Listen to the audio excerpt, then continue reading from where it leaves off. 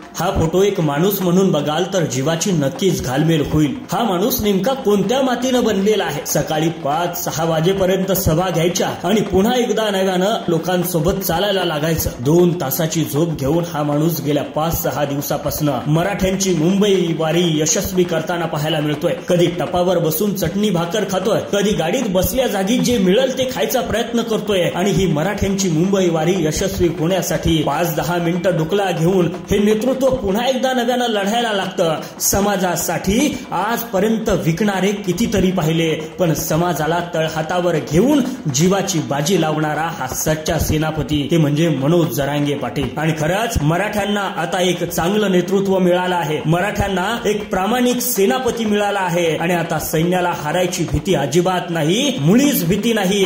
आता मराठी जिंकतीलही, कारण असा प्रामाणिक माणूस सोबत असताना मराठ्यांनी हरणं शक्यच नाही। आजपर्यंत स्वतःच्या पत्तरवाळीवर सगळं वडून घेणारे नेते तुम्ही पाहिले असतील, पण आम्ही तुम्हाला दाखवतोय हे मराठ्यांचं प्रामाणिक नेतृत्व, मराठ्यांचा सच्चा माणूस, मराठ्यांचा प्रामाणिक सेनापती। आणि हा सेनापती करोडोची सेना घेऊन मुंबईच्या दिशेनं निघालाय आणि आता माघार नाही, आरक्षण मिळाल्याशिवाय परतायचं नाही, अशा पद्धतीची शपथ या मराठ्याच्या सेनापतीनं घेतली आहे। प्रामाणिक सेनापती मराठ्यांना मिळालाय आणि मराठी आता जिंकणार, यात तीळ मात्र शंका नाही। गोरगरीब कष्टकरी मराठ्यांच्या लेकरासाठी, त्यांच्या भविष्यासाठी ना झोप आहे ना जेवण आहे, फक्त आणि फक्त संघर्ष करून समाजाला न्याय मिळवून देण्यासाठी हा माणूस झटतो आहे। पहाटे सभा घेऊन फक्त 2 तास झोप हा माणूस घेतोय, परत 5व्या दिवसाच्या प्रवासाला सुरुवात झाली आहे। असा सेनापती मराठ्यांना पुन्हा भेटणे शक्य नाही। कितीतरी आमदार झाले, पण ते स्वार्थापायी मराठ्यांच्या राजकारण करत गेले। हा सोन्यासारखा माणूस आपल्याला भेटलाय, या माणसाच्या पाठीशी खंबीरपणे उभं राहूया। मराठा आरक्षणाची ही धगधगती ज्योत